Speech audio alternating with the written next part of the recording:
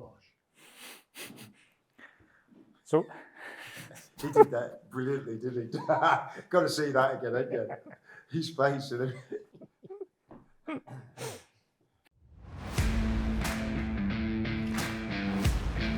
Tonight on Straight Talking. He says, you're not going to fucking believe it. Like, what I went, second game at season, Bramall Lane away. I'm like, you're winding it up. He's gone, no. It's 500 quid. I said, that's what I pay my fucking driver. Your mentality's got to change because you've got to accept the fact that you're going to probably lose more than often. And it's curtains. It's League One. And you know what? The side they've got now is not capable of getting out of League One. I just got abused, didn't I, about my weight all the time. I don't know why, Carlton, you know what I mean? I haven't got a clue. Hi everyone, and welcome to the Straight Talking with Carlton and Paddy podcast. Here we're going to be talking everything football, right the way from grassroots through to the Premier League. Joining me here at the wonderful Amiga at Abbeydale are two men who need little in the way of introduction to the two big Sheffield clubs. First up is a man who made 227 appearances for the Owls during his two spells with the club. He also played for Leeds United, Nottingham Forest, Southampton and his boyhood club West Bromwich Albion and made 18 appearances for England. Alongside him is a man who made 278 appearances for the Blades between the sticks and played for his dad Neil Warnock a whopping 5 times. Alongside Sheffield United, he played with him at Bury, Leeds United, QPR and at Rotherham United. Ladies and gentlemen, Carlton Palmer and Paddy Kenny. How are you doing, guys? You all right? All good, just a bit cold. That's why I've got the parka on. Just got back from Portugal to this shite weather. You don't realise this is warm. Paddy's turned He's come from Rotherham, he's got sun cream on. These lights as well. So what do you want to give the guys a bit of a flavour about what you've been up to recently? Well, I've been, me personally, I've been busy. I've got my own transport company called PK Transport Movements, which is quite a hectic job. I've also been doing the after dinners. I've done one with Carlton before, which is good to do. And recently just taken over a joint manager of Goal AFC, which is very interesting. How did that come about? A friend of mine, Nathan, who we're joint manager with, he said to me at the Sheffield United Man United match, we've got a chance to get an interview at Goal. Do you fancy it? I said, come on, we'll see what happens. And then we went in, we had an interview, they liked us, and there we go, we got the job. Yeah. And obviously, you know how demanding it is in non-league. It's hard work, isn't it? Well, they say it's part-time, it's not part-time. It's not all time. Yeah, exactly. It's if you want to do the job properly, I mean, it's basically becomes a full-time job, you know. Yeah. And especially when you want to be successful as well. It's tough down there. Yeah. It's tough in the non-league. And then try to mix all that with just having my 5th child. I've got a 3-month-old baby daughter called Shay, so my life is hectic, as you can imagine. Yeah. You enjoying it? Love it. I wouldn't swap it for anything. Yeah. I don't think I could face having going through it all again. My oldest is 8, and I don't think I could do it. Yeah, my youngest is 25, and I'm not going through it again. How old are you, really? I'm 58 in what about... cream do you 58 by the way. 5th of December. I need some of that cream. Yeah, I know.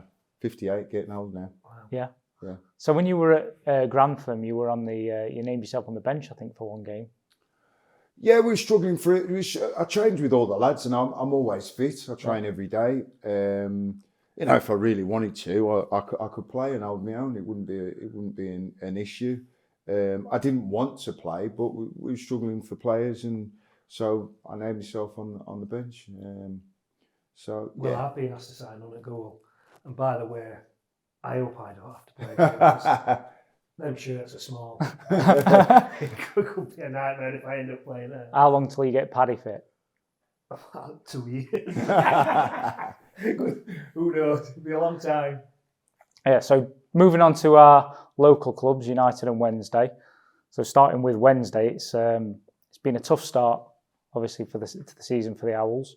How would you assess how they've sort of gone about the season so far? Well, it was always going to be a problem, wasn't it? I think the initial problem was whenever you come up via the playoffs, it's hard to do the planning for the following season because you don't know which league you're going to be in. But I'm sure with Darren, there must have been a recruitment process in place for, you'd think they'd have a plan A and plan B, Championship and being again in League One. Yeah. Darren went. The recruitment was poor. The previous manager was poor, really poor. And so it's left him, I think it's a great appointment, Danny. I've met him and spoke to him. I think it's a great appointment. But I don't know what his remit is with the chairman, whether the chairman had said to him when he came in that, because you don't get a lot of money for getting promoted to the Championship. You get maybe, I think it's £4 or £5 million. That could be 3 players, So whether they've decided to, see how the season goes, and if they go down, they've got the players to go back. They certainly haven't got the players to stay in the league. They haven't got the quality of the players there. They're 9 points adrift now. Even if they got a point a game for the rest of the season, they're relegated. On the total, that was good enough to stay up last year. So it's really disappointing for Sheffield. Really disappointing for the supporters, and especially after the euphoria of going up. It feels like a damn squid, if you like. Yeah. I'm enjoying it. I'm not lying. See, I'm not like that, you see, because I'm a supporter of Sheffield. So putting yourselves back into the dressing room as players, how do you think the guys are feeling at Sheffield Wednesday and, to some degree, Sheffield United struggling at the moment, going into these games thinking, we're struggling to get points. It's a long old season, there's a long way to go, and they're staring at defeat, most weeks. It's difficult. I had it when I came back to Nottingham Forest. Biggest mistake I ever made in football going there. It was a complete mess with all the Van Hooydonk situation and whatever. Players weren't good enough and we were getting beat every week, and you knew you were going to get beat every week. So it's just, you try your best. You as an individual, you're getting paid. It's your job and you try your best. But it's really hard because you're not going to get the results at the end of the day. That's the one, isn't it? When you come up to the Premier League, you've gone probably from winning more or less week in, week out, and your mentality's got to change because you've got to accept the fact that you're going to probably lose more than often. And it's a difficult one because you're used to winning that much, but then all of a sudden you're playing in this bigger and better league against the best players in the world, and mentally you've got to try to deal with that as well. I think there's a realism at Sheffield United under Paul. If they can finish 4th from bottom, then they've had a fantastic season and it'd be a magnificent achievement. And I believe they've got a chance. I really do. I think if anybody's being honest right now, I think Sheffield United could be sat with at least 4 more points than 100%. What they had. I thought they should have. You can't say robbery, but I thought they were very, very unlucky not to get 3 points against Tottenham. Yeah. And maybe game management against Man City, you get at least a point. If you look, they're not being turned over. They're not being, stretched every week. Obviously, if you've got Newcastle game and obviously the Arsenal match. But apart from that, you'd look at, if you were, as a fan, you've got to be looking at Sheffield United and thinking, at least you're getting a tune out of the players. They're putting in 110% every week. Every game's close. Yeah, there's nothing in them apart from obviously the 2 games I mentioned. But no, as a fan, I'm a fan, you look at them, you think, well, at least everyone's putting the effort in and they're trying the best. We only see a small bit of what's going on from the outside world as fans, so it's easy to sometimes make snap judgments and go, we need to sack the manager, we need a change. But how do you guys as players cope? Well, I think Forest dealt with it unbelievably well, didn't they? What did they do last season? They went and gave Steve a new contract and said that whatever happens, we'll give him the opportunity to keep to bring us back up if they go down. And I believe that Sheffield United he deserves that, Icky. After what he done last season in getting them up, he deserves that whatever happens this season, he gets the opportunity to bring him back up if they go down. And these things happen. Teams do get turned over 8-0. Freak results happen. But like we just touched on before, you look at the other games and the effort's been there. So obviously they're playing for the manager, and like you said, he deserves the opportunity and he should be there for the season, whatever happens. Without a shadow of doubt, it's going to be nick and tuck all the rest of the season. They're not going to win, 5 games on the spin, not in the Premier League. That's not going to happen. They don't have the quality of players to do that. To be fair to Icky, he's lost better players than they've recruited. They're probably actually weaker than us. I think so. Yeah. I think so. That's how thankful task he's got. But the managers these days now, a lot of managers, it's going on. I was speaking to a manager the other day. A lot of managers now at football clubs now do not decide on the players who brought to the football club. Presumably you guys prefer to have full say on who you're bringing in and not have it just, put in front of you. It used to be like that years ago, didn't it? You had a manager, didn't you? Now it's coaches. Yeah. And that's what happens, isn't it? They've got to deal with what they get brought in. But I wouldn't do it. I wouldn't know. I 100% I I wouldn't do it. I'd want to be able to bring my players in. At least then, if it goes tits up, I'll down take to the you. flak and I can go, yeah, it's all my fault. Yeah. But when you're dealing with players that someone else has brought in, it's always going to be difficult. The only way I'd do it is if the person who was recruiting the players, I thought knew what he was doing. See, Pep Guardiola at Man City, he doesn't like to get involved, and I get that, all the bollocks with the agents and whatever. So he will go to his director of sport. He will say, I want a centre back. They've already got a profile of which they would look for a centre back, age wise. City have this thing that they won't sign players who are over 30. When they get to 30, that's the end really at City. So they're looking for players at 22, 23 that can go on and do well for the football club, maybe have a sell-on value. So they will then come back to him with a profile of players for that position. He then has the final say on who comes in. That works for me. But when a manager goes, a chairman goes, right, listen, we recruit the players, which a lot of clubs are doing now, and you have to work with those players, but you're not in control of your own destiny. So going back to Sheffield Wednesday and saying Chansiri wants to bring in his players and the managers work with them, what do you think that his strategy is in terms of, is he looking for resale or is he looking for a certain profile of player, do you think? Well, the players that were recruited this summer are shite. Bottom line. If they'd have gone with the squad they had last year, I think they'd had more of a chance. If you look at Ipswich now, who are doing well, they've only signed one player in the summer from the side that got promoted. So recruitment's important, and he has to look at the recruitment that's been done. Apart from, it's interesting, apart from last year, which they had the strongest squad in League One, and that's because they couldn't buy anybody because they had a transfer embargo on them. So they could only take free transfers and loans. But it's like if you bring a dozen players in, it's all right bringing a dozen players in, but if they're not good enough or better than the players you've got, then you may as well not bring them in. Exactly. It's pointless. The only way I see them having any chance of staying up is if they could nick a few points and Chansiri decides to throw a few quid at it come January. But I just, with so many games left, I think, 9 games to the transfer window? So that's 9 threes, 27 points. Fucking hell. The next game they play is Birmingham away.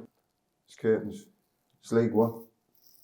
And you know what? The side they've got now is not capable of getting out of League One. So they've gone way backwards. And I'm a firm believer in karma. I honestly am. Sheffield Wednesday are in the shite they're in because of what the chairman's done to that football club. And karma's come back and beat them on his arse. And for you doing it now. Birmingham are having it now. Birmingham are having it now with what they've done with John Eustace. Yeah. Absolutely unbelievable. With John Eustace. Disgusting. And it'll be interesting that, because, they've got Sheffield Wednesday. They've got they've got Sheffield Wednesday, Birmingham. I think they've got Rotherham and they've got Coventry, all sides down the bottom. If he doesn't pick up any results in those games, you can't see them not getting the results against Sheffield Wednesday as it stands at the moment. But if he wasn't to, how do you sack a manager who's first of all, Birmingham they were relegation favourites at the start of the season. He's then got them into the top 6 after selling one of his better players to Sunderland, Bellingham. Yeah. And then you get the sack because the director of football who's played the game, Gardner, saying we're not playing attractive football. You can only play the kind of football, right, that the players you have can play. Wayne Rooney wants to play out from the back. He hasn't got the players to play out from the back.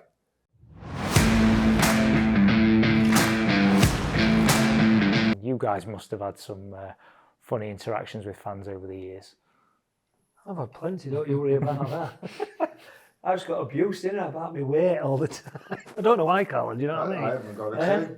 I'll tell you one of the best ones, believe it or not, was actually at Sheffield Wednesday. Really? And I'm getting dogs abuse, you fat bastard, from the cop. And I used to dance and all sorts of them. And I turned round, right, and I swear to you, there were a bloke, must have been 25 stone, singing it to me. I turned around and went, you cheeky twat. I bet that was Tango. I don't know who it were, Yeah, but Tango. honestly, mental. Tango, yeah. Are you, Carlton? Do you know what? It's interesting. I never really got involved with the supporters. I just tried to focus on my job. I mean, you go to places like the It's a one. bit different as a goalie, though, isn't it? Because Yeah, you're right close right to them. there. Yeah, You're I right mean, close to them. Millwall was always an horrible place to go and play. You know, the fans are. West Ham was the same way. Well, West Ham wasn't as intimidating as Millwall, and the fans are right on top of you and this, that, and the other. You try and focus on, on your game. You know, We actually played Millwall. It were an home game, so it weren't an away game.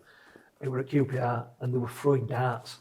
Oh no. Honestly, they were throwing darts. I was like, what the fuck am I I seeing know, here? it's crazy. I used to at Millwall when we played there. I didn't even go out for a warm up. I got warmed up inside and just went out when I it think was last time time I played to there, play. I got sent off at half time for fighting in tunnel with Muscat. I got sent off as well. I was sent off there as well. Teddy Erlock, you remember him? Yeah. I got sent off with Teddy, yeah. And then that was a nightmare because I had to sit there behind the dugouts and I got dogs abuse from the fans. I had one with the Rotherham fans at Rotherham as well on a Friday night, away at the old Millmore. Yeah. Second half, it was on Sky and everything. Probably be able to tell you now if I'd have got caught doing what I'm doing, but I'm coming up to their home end in the second half, and they were singing New Fat Bastard and New Fat Bastard and all this lot. And as I'm putting my towel down, there's this bloke, I hear this, Kenny, you fat twat, do you want a pork pie? And I looked up, and the bloke stood there with 6 pork pies and a little fat like that. So I went over and I went, I do, yeah. So I've literally let up thing, eating the pork pie. And to be fair, they were buzzing off me. Then. And then I went back, as I went back into goal, they asked me if I wanted another one. So I said, yeah, go on then. So I had another one and went back in goal. It weren't a good idea because pastry gives me heartburn. 10 minutes after I'd had it, I was under a world of pain, by the way. I was full. That was the main thing, man. Yeah, absolutely. So That's part of the interaction with the fans. But like as I said before, I think it's more to do with the fans coming out now on a weekend. They see it as a break from everything that's going on there in their life, and they're spending a lot of money, and the results don't go away. So it's frustrating, and they take it out on the players. But I can honestly say, I don't know about you, Paddy. I played the game for 23 years. I can honestly say I haven't been in a dressing room where I can say a player's not tried. Yeah, me too. You got walled up, wasn't it? Back in there. Well, it just wouldn't happen. You wouldn't be in the dressing room. It just wouldn't happen. So listen, we are professional footballers, and it's not a given that you're going to play well every week. There are going to be games when you're just shit, and that's just the way it is. And when you're playing all the time, listen, this is why the top players are the top players. Yeah. The top players have to perform, 8 out of 10 games well. That's why you play for your country. That's why you do what you do. If you're not a top player, you're not going to play 8 out of 10 games well. It's as simple as it is. Do you know what I mean? So you're in a bad mood because you've not played well and you've not won. It's not like we go home and think, right, we get in our cars, go back to our nice houses, and we've got beat that everything's all right. Oh, my ex-wife wouldn't talk to me when I'd lost. No chance. Wouldn't speak to me. No. If I used to go in the players' bar after, and if I ever listened to my mum, I'm the best player in the world, doesn't matter how I played, she'd come on, she'd be a player, like, oh, but well done today, Paddy. Well done, love, well done. And my dad would be like, you shit. You just keep me straight out line. Exactly. Tell me how it was. it's always the dads. Oh, yeah. Yeah. But this is what supporters don't understand. We can't then wait for the next game to come around to put, if we've had a bad game, to put that right. Do you think Rashford got the bad end of the stick for going around having a drink after a defeat the other week? Well, hang on a minute. It's his birthday. right? This is what I don't understand from people. Park it where it is. You play football on the Saturday, right? What do we do when we finish playing football on the Saturday then, right? Do we say we've not got a family? We've not got a life? We've not got a, at the end of the Go day... home and hide at home. You just can't do that. We're all normal people end of the day. You just can't do it. And that's why Jack Grealish is a breath of fresh air, especially in this day and age, to do what he's doing. He's won the treble. I wouldn't have been sober till the first day of pre-season. Never mind any other time. And people are giving him I stick. won a game and I was pissed for 3 days. Do you know what I mean? So Rashford's birthday, they've got beat against Man City. I get that. But his birthday falls on that day. He can't celebrate his birthday the next day. He's got his family. He's got his wife. He's got... they all want to celebrate. This is the problem you have now with social media, though, isn't it? Because when I played, just go back to Sheffield United time, if we didn't have a game on a Tuesday, after training on a Tuesday, because we had Wednesday off, you guaranteed you'd get 10, 15 lads out on the piss. It's on the piss, yeah. But if we lost on the Saturday, nothing was said because no one knew about it unless odd people that saw you out. Whereas nowadays, like I said, you can't even go out and it's all over sort of pictures, or his ear is there, and then they get out crucified for it, which... End of the day, the normal people have got to live a life. I remember going to my local one time, lost, I think it was 1-0 to a penalty late on for Sheffield United. And I'm watching a geezer says, "Can't believe you've come out when you've been beat today." I went, "Why not?" He went, "We should be at home chilling. Like, I'd be embarrassed if I just lost." I'm like, "Fuck off, I'm like entitled to a life as well. It's my job, I know it is, and I'm disappointed, don't get me wrong. And but I've still got to get out there and still live a life." Yeah, you've got to, and I think it's too much. I'm not big on the social media, right? I'm really not big on it. I remember back in the day, Stuart Pearce saying to me, "What do you read the newspapers for?" He said, if you've played well, if you haven't played well. I'm quite lucky. I don't give a shit what anybody says. I do what I've got to do, and if I fancy going out for a drink on a Saturday night, I'm not going to go out. If I went out for a drink on a Saturday night and we got beat, I wouldn't have been in the best possible mood anyhow. But what do, Paddy? All week, your missus, you've been travelling all over, you've been training all over, and this, that, and the other. And then you come home, you've got your missus there, and you're thinking, well, I can't go out for a drink because I've not played well or we got beat. Yeah. Load of fucking bollocks, or go and hide away. What do you need to go and hide away? When you said that about reading the papers, James Shields, I could be wank and still get a 6. And I could be unbelievable and still get a 6. I once had to say to him, "James, you do know my name's fucking Kenny, not Kenny 6. And then the next game, I think I was shit, and he put me down for a 9. Because what they do, back in the day, they used to, and I reckon they still do it now, they put the marks in before half time and fuck off, don't they? I had one playing against Brighton, the old Whitby. Did you ever play there? No? We were the running track round, and they were like, stands were false stands and everything. And we played on a Tuesday night, and whoever reported on it in the Sun, back in there, I was playing for Borough, you used to get a little piece. But we lost 1-0. Zamora shot, I dive full length. It's hit the post, hit me on back of head and gone in. And the next morning, in the paper, it says, Zamora shot and Kenny dropped it in. And I'm like, he can't have been at the match. He I've not dropped the fucker in, have I? No, it's come off the post. That just shows you how much shit they talk sometimes. But you can't allow that to affect you. You've just got to, you've got to do what you do, believe in what you're doing, believe in what you think is right to be done. So of all the grounds you went to, where was your least favourite? When you looked at the fixture list in June and thought, I'm not looking forward to that one. Fucking hell, it's got to be like a Brighton, and it's your furthest ones, isn't it? You look at them and you think, fuck's sake. I remember at Leeds, fixtures come out one time at Leeds, and we had Saturday we had Yeovil away, and on Tuesday we had Brighton away. Oh. And you looked at them straight away and you thought, oh, that's an horrible week. They were a fucking tough all week, that. Very tough week. Yeah, I mean, the travelling didn't bother me so much, but there's just certain grounds that you just didn't like playing at. I mean, I used to love going to Old Trafford, love going to Anfield. I mean, Anfield on a midweek night is something special. Something special. Old Trafford, you go to Highbury. These are special places, to go and play. But then you always get teams who come up and the stadium's crap, the fucking dressing room's crap, and you get there, you get a bit spoilt.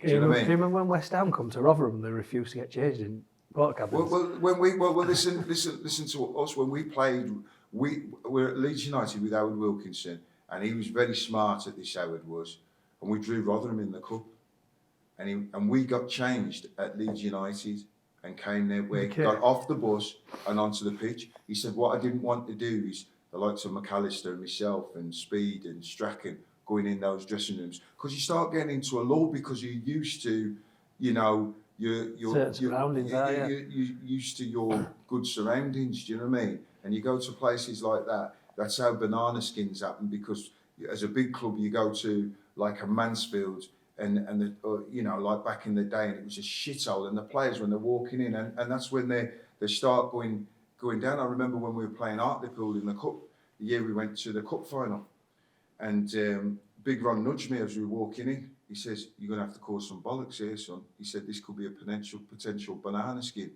You know, so that was my job, to cause some bollocks to get the lads up. Do you know what I mean? So I was in the tunnel walking out, and they had that Brian Honor who was coming out last. I didn't know who he was, but I just wanted to cause some bollocks to get the lads up for it. And this is where the difference between banter and trying to get an edge that people can't see. So I started on him, and I said to him, "How much do you get paid a week here?" And he said, like, 500 quid. I said, 500 quid? I said, "That's what I pay my fucking driver." Do you know what I mean? And I started all the banter and all that. I said, "Fucking shithole there, innit?" And this, that, the other. The next thing Danny said to me, "Carlton, give over, for fuck's sake." And then all of a sudden, Nigel Pearson's going, and our lads are going. We smashed them 7-1. The next day, it was in the newspapers. Brian Honor's calling me England player, big time Charlie, this, that, the other. And I was just laughing. We went there to fucking beat you, and we beat you 7-1 and went on to Wembley and won the cup.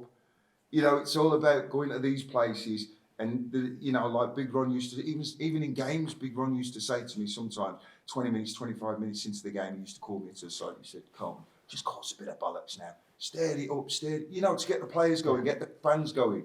You've got to do what you've got to do to win. You've got to do, it's what it's all about. It's what it's all about. If you were facing a penalty taker, did you ever used to do anything in particular? Yeah, I did an ex-Sheffield United player, David Cottrell. This was a good one.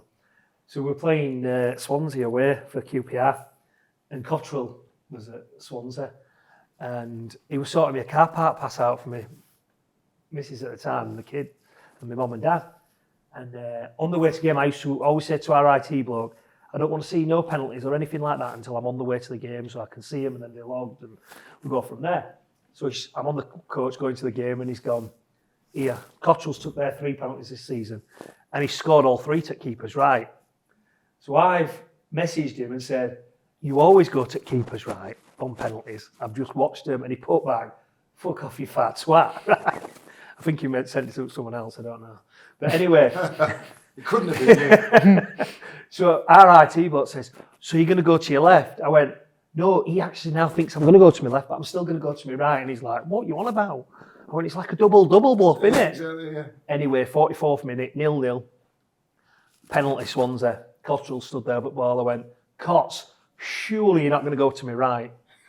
He went to my right, I saved it. He got subbed after that. That was his last game he played. Yeah, but that's part of it, isn't it? It's you know, as well as having the ability, it's always about, you know, trying to get into the other person's head.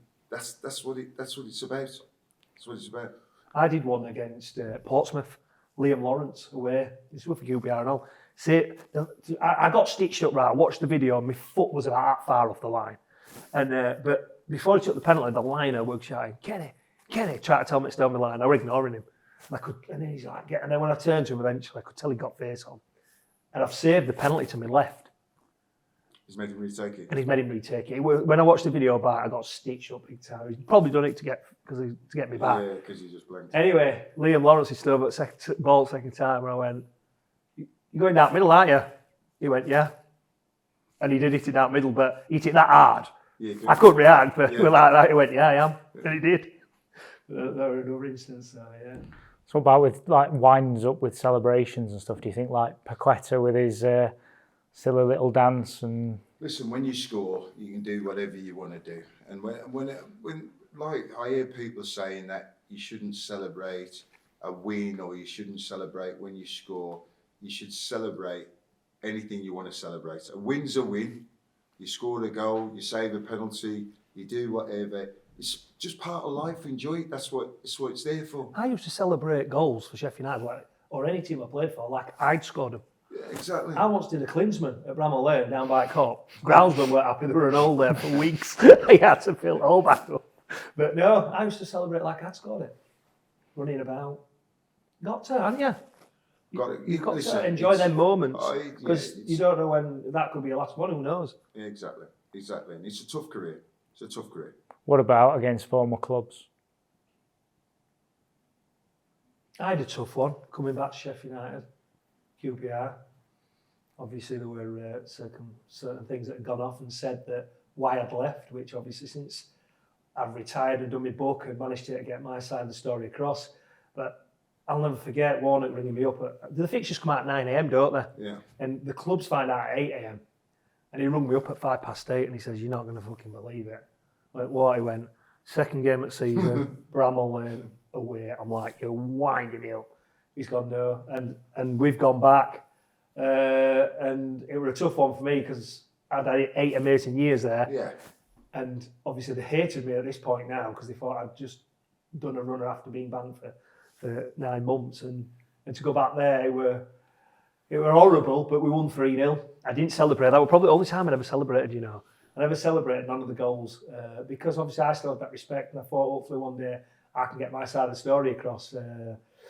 And another thing, Kevin Blackwell got sacked after the match, which we're happy with that. So Universally disliked, let's say. Well, that's how it is, isn't it? So what was it about you and Warnock? Because your paths seem to cross so many times through your career. He come to watch a striker from another team when I played for Bradford Park. I was 20-year-old, bear in mind. I've not gone the conventional way, which not everyone does. And he signed me off the back of that, and then he signed me at Bury, and obviously he's took me to Sheffield United. And it worked till and then I went to QPR, and then it worked till I went to Leeds. And I were in his office, and I just said to him, I says, "Why do you keep signing me?" He went, "I know what I'm going to get. I'm going to get a 7.5 every week." He says, "That's all I want from my goalie." He says, "I don't want a 9 one week, 4 next." So, and that was his reasoning. And he says, "And plus, I like you down your dressing room. It's been about the dressing room. Like when I signed for Rotherham, he rung me up and basically said, "You're not going to play. Just come in as backup for league camp." He says, "I just want you around place just to a bit of banter and get things going." And that's the only reason I was there, I think. No, but managers want loyal people around them. You know, a lot's been said about Neil Warnock. Whether you like him, whether you don't like him, the simple facts is the history books say what they say. 7 promotions. He can't be shit at what he does. But when you say about loyalty and all, he always said, and another thing he said, and he said like, he understood that the amount of times, because the way he was with me, I played injured for him regular. Yeah, when you probably shouldn't play. Yeah. I remember playing Arsenal in the FA Cup. We played him in the replay at Bramall Lane. We drew at Ibra, 1-1. And Phil Barnes was the other goalkeeper. And after we'd played Arsenal on the Saturday, played Plymouth away on the Tuesday, and I got injured in the first minute. So Jagielka went in goal, like he always used to. But then the following game, Phil Barnes come back off his loan from Torquay and played in the game. And they were going to play him in the replay because my hip went damaged. But because he weren't registered for the original FA Cup tie, he couldn't play in the replay. Yeah. So at 10 o'clock at night, Warnock rings me up the night before the game on the Monday. "Paddy, we've got a bit of a problem. You're playing tomorrow." I went, "I can't, Gaffer." He went, "You're playing." I went, "My hip's knackered." He went, "Get yourself to Claremont now." He says, "You can have a scan. We think it's just pain bearing, and you can have an injection, and you're playing tomorrow." I went, "All right, Gaffer." So 11 o'clock at night, I am there having a scan, having an injection, being told by this specialist it's pain bearing. I went to the ground the next day, another injection before the game, went out, played the game with my right hip.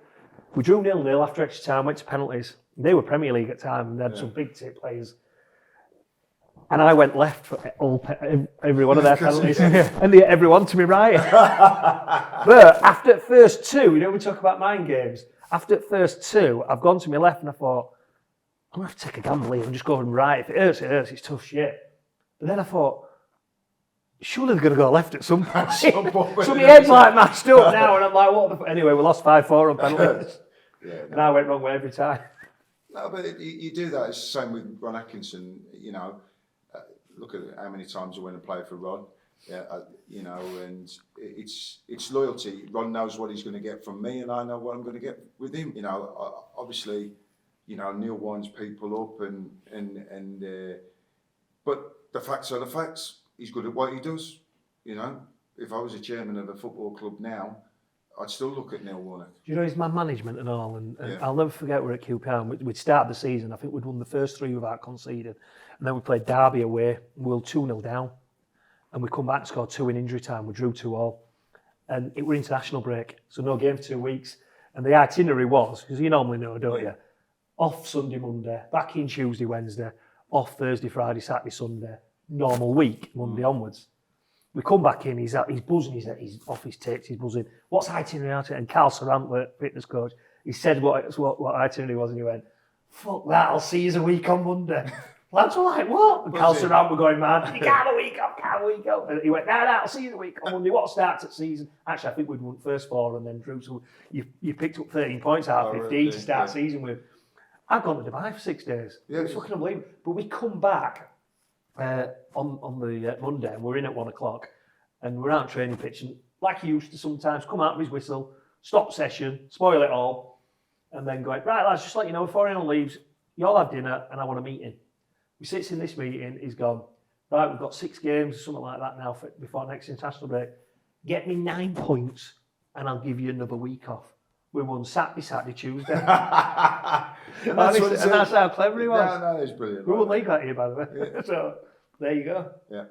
Talking about mind games, thinking back to the match yesterday, Chelsea, Man City, and the stones on Cole Palmer to step up and take that penalty. That was something else, wasn't it? Shows what a player he is, doesn't it? Yeah, but he's got a big future ahead of him, the boy. Sure. I mean, they you know, at the end of the day, it's difficult for him. They didn't see him being in their first team, and he wanted to go and play. I mean, he's gone for big money, £50 million. He's got a hell of a future on him. You know, Man City have got so many of those younger players, and unfortunately, they can't all play, so they've got to go and play somewhere else. He's got some gonads on him, hasn't he? He was unbelievable, wasn't he? He played really well. You know, the way he drives with that ball sometimes is he's good. Balance. A bonkers game of football. Great game of football to watch, though, wasn't it? That's why the Premier League's the best, isn't it? For a neutral, it's an unbelievable game to watch. For a supporter, you know, yes, you want your team to win, but you go home and say you've witnessed something very, very special. You know, Pochettino's having a difficult time with all the players he's got there. Doesn't really know what his best team is yet, but he's starting to, you know, but in the big games, he's getting results, you know, and you're looking at, you know, an unbelievable side in Man City. You know, it's just a great game of football, isn't it? Yeah, that's what it's all about. Like you said, Sunday afternoon. I mean, I must admit, as a fan, I'm not a great, you know, I don't really enjoy the fact it's not Saturday, Tuesday like Championship, and games are all over the place, but for a neutral, being able to sit there, you know, Sunday afternoon. Sunday afternoon's the best day. If you're not playing football, on the booze, watching the football. When I played, I used to love a Super Sunday. Sunday. And you know, if you won on a Saturday, and I used to go, Super Sunday, there's 3 games on. Brilliant. Sometimes I probably won't see last game. Me neither. I'll be there. Could ask me to score after, I wouldn't have known it like that. I mean, I didn't like playing on a Sunday, no, but now I'm retired. I like going out on a Sunday. Friday nights, I used to love Friday nights. Friday nights, weekend off. Yeah, Friday nights were the best. Weekend off. Yeah, happy days. Not so much a Sunday tea time kick-off at Brighton. No. And the late kick. That one at 8 o'clock on Saturday, I went to watch Sheffield United Man U. No, it's too late. It's not good because I went out at 12. I couldn't fucking see match. Thank you for joining us for our first episode. If you like what you've seen, make sure that you follow or subscribe on your chosen platform. And if you're on YouTube, hit the bell icon to be notified of when we upload our next episode. We'll leave our links below to our social media platforms in the description below, so you can follow us on Twitter, or X as it's now, and Facebook. Next week, because it's the international break, we're doing an international break special. So we're going to be talking about Carlton and Paddy's careers with England and the Republic of Ireland. And if you'd like to leave your questions in the comments below, we'll be picking the best out and sending them to Carlton and Paddy to answer next week. Thanks again, guys. See you later.